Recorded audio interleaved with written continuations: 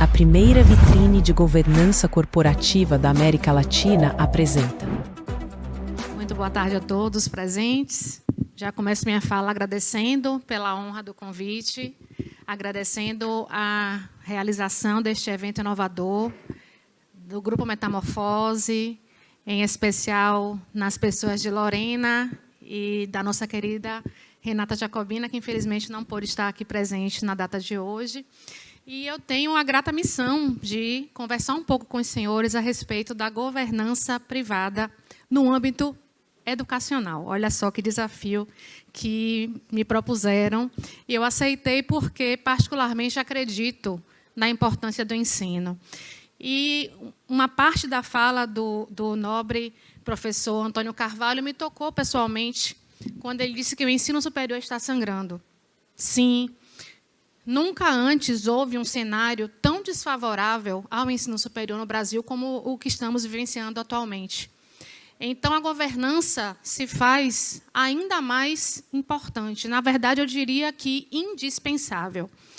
E vocês podem, senhores, estar se perguntando, por que uma coordenadora de curso que vive aí cercada de questões acadêmicas, pedagógicas, se sente tão à vontade para falar sobre a governança da instituição de ensino da qual ela faz parte? Pelo simples fato de que não é uma instituição de ensino qualquer, é uma fundação secular. Nesse ano completamos 120 anos de existência. Até me emociono, perdoem. Eu estou há pouco tempo na Fundação Visconde de Cairu, precisamente há 4 anos, mas já me sinto completamente envolvida pelo propósito, pela missão da instituição. E imaginem como não deve ser complexa a administração de uma fundação. Percebam que estamos falando de uma instituição de ensino superior que existe há 120 anos, completados no último dia 12 de março de 2025, que não conta com nenhum tipo de injeção de capital externo. No máximo, acontecem parcerias em que sempre existe uma contrapartida. As parcerias não são apenas para nos garantir fundos. Não, os fundos que são arrecadados com essas parcerias não são destinados exclusivamente para a nossa fundação. O parceiro, logicamente, recebe um percentual em cima do seu investimento. Então, como é que funciona a Fundação Visconde de Cairu? Como é que ela tem feito esse milagre de existir há 120 anos? Investindo cada vez mais na governança privada. Nós temos um organograma cujo órgão máximo é o Conselho de Administração. Ele é responsável pela tomada de decisões, pelo gerenciamento de recursos e, principalmente, pela prestação de contas.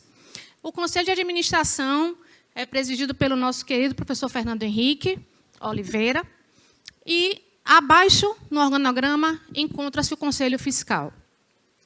E aí eu retomo aquela pergunta que eu fiz aos senhores. Como é que a coordenadora sabe dessas coisas?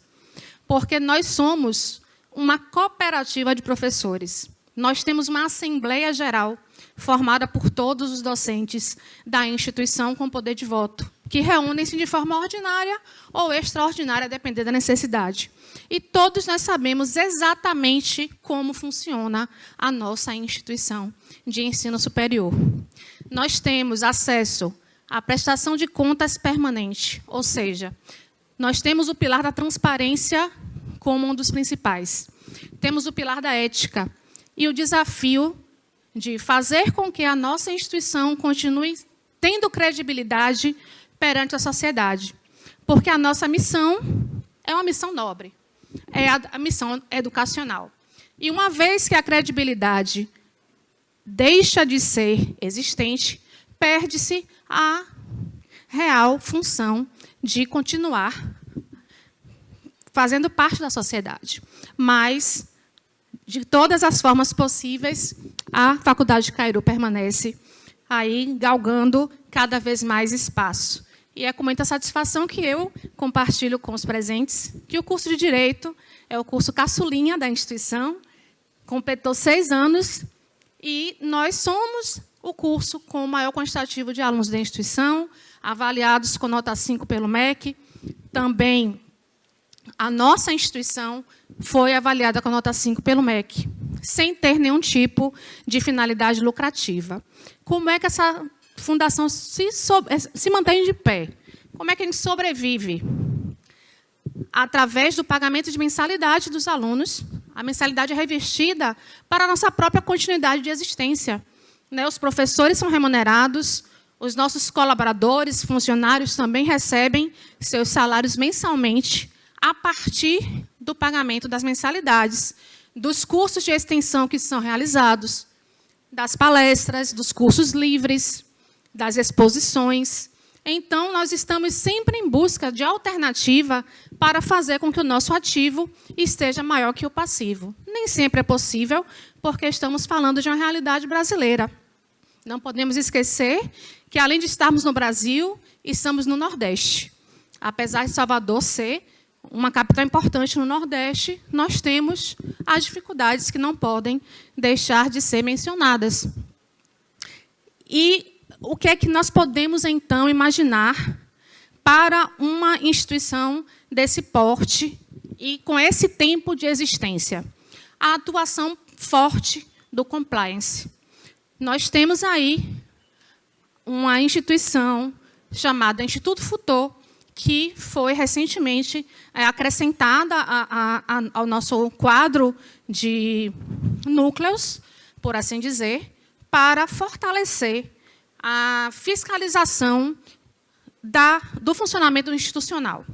Nisso, eu posso deixar claro para os senhores que, como todos devem saber, a principal função do compliance consiste em garantir que o funcionamento de determinada instituição aconteça em conformidade com normas. E, lógico, que aí eu já me sinto mais à vontade, porque direito é a minha área de atuação. Só que o desafio não para, nunca, para quem está no âmbito do ensino superior. Nós não temos somente a legislação externa, temos as normas internas da nossa instituição. Então, temos que observar as normas da instituição, as normas legais do nosso país, para evitar conflito de interesse, fraude, favorecimento pessoal de algum dos gestores e, principalmente, para que a legislação trabalhista também seja honrada, para que os nossos colaboradores e professores estejam sempre amparados, estando como nossos membros integrantes da Fundação. Esse, então, é o grande desafio. Nós estamos num cenário completamente desfavorável ao ensino superior.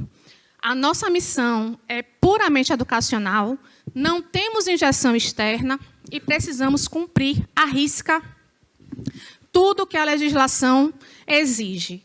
E aí nós não podemos deixar de falar de tributos, que não podem deixar de ser pagos. Nós já sabemos que existem as imunidades, as isenções, mas, ainda assim, no Brasil, não é possível pensar na existência de qualquer tipo de organização que esteja completamente livre de pagar alguma coisa para existir. Tem que haver uma contrapartida ao poder público, não é? Então, o que eu gostaria de deixar mesmo assim implícito e explícito na minha fala é que o desafio para nós, além de garantir um ensino de qualidade, um ensino superior de qualidade, está também relacionado com a perenidade institucional. E a cada ano que a nossa faculdade, a nossa fundação completa aniversário, essa responsabilidade cresce. Porque a gente pensa, não podemos permitir que uma fundação de 120 anos feche as portas. Então, eu creio que seja esse o nosso combustível. Muito também porque nós temos um público-alvo que passa por trabalhadores. Nosso público mais forte de alunos é de pessoas que trabalham, que têm aí a faixa etária entre 30 e 45 anos e que estão em busca de sua primeira graduação para melhorar de vida, para garantir uma vida mais confortável para si e para a sua família. Então, a missão da Kairu é e continuará sendo, com fé em Deus, ao longo de muitos mais anos, fazer ensino de qualidade. Então, eu gostaria também de pontuar que, com relação a prevenção de riscos e tentativa de evitar desconformidades, o compliance traz aí a questão do controle interno, de obediência às normas legais. Nós temos as auditorias regulares e, além disso, pelo fato de sermos uma instituição de ensino, o próprio Ministério da Educação, o MEC, exige que tenhamos uma comissão própria de avaliação, a famosa CPA. Os colegas da educação sabem bem do que estou falando. Tenho a honra de ser membro da CPA.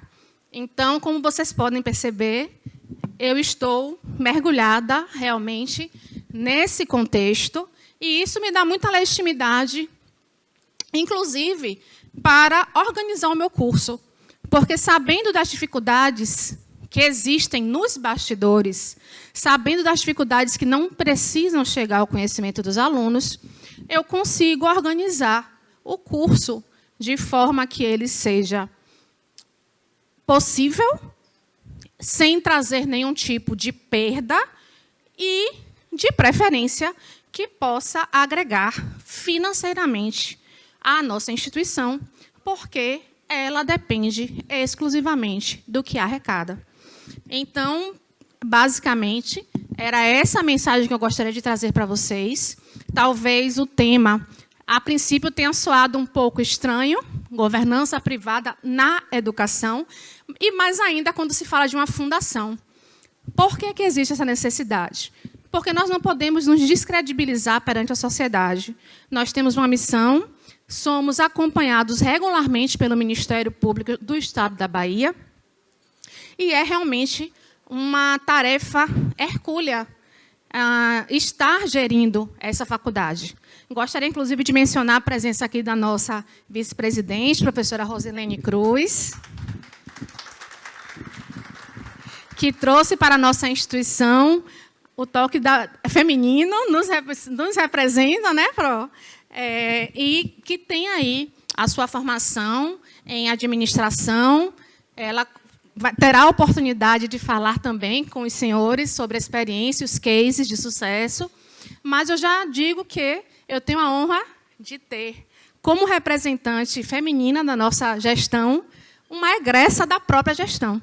A professora Rosilene se graduou na Faculdade Visconde de Cairu, depois retornou para fazer o seu mestrado, se tornou docente, coordenadora do núcleo de pós-graduação e agora abraçou a missão de ser vice-presidente. A Fundação Visconde de Cairu, senhores, ela não é só uma instituição de ensino superior. Ela é, de fato, uma comunidade viva que pulsa, que sangra, que cai, mas que se levanta. E todos que lá estão não podem estar apenas pelo interesse financeiro. Logicamente, todos têm a sua necessidade material, mas se não houver entrega e não se acreditar no que se faz, os 120 anos não irão à frente. E isso, nós, da Fundação Visconde de Cairu, em momento algum, pensamos e sequer cogitamos. Então, agradeço pela oportunidade de trazer aqui ao conhecimento dos senhores um pouco da gestão privada no setor educacional. Deixo aí uma reflexão a respeito da dificuldade de estar gerindo uma instituição de grande porte, sem qualquer aporte financeiro de grandes grupos, né? E, ainda assim, conseguindo se manter viva e, cada vez mais, alcançando espaços importantes no mercado profissional, em que os nossos alunos vêm se colocando de maneira brilhante. Muito obrigada a todos.